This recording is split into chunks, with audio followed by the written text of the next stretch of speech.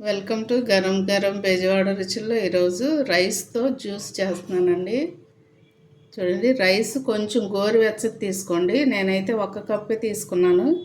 మీకు కావాలంటే కొంచెం ఎక్కువ చేసుకోవాలనుకుంటే 2 కప్పులు తీసుకోండి. నేను 1 కప్పే తీసుకున్నానండి. ఇది ఇద్దరికి వస్తుందండి జ్యూస్. అలాగే కాచి చల్లార్చిన పాలు తీసుకుంటున్నాను.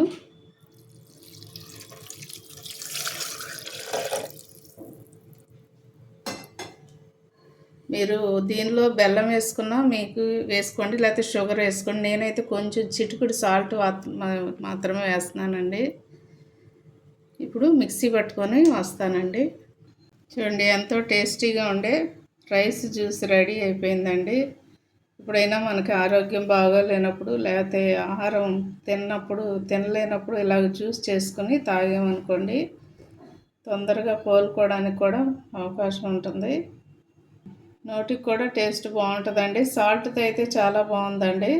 మీకు కావాలంటే బెల్లం కూడా వేసుకోవచ్చు. తప్పకుండా మీరు ట్రై చేయండి.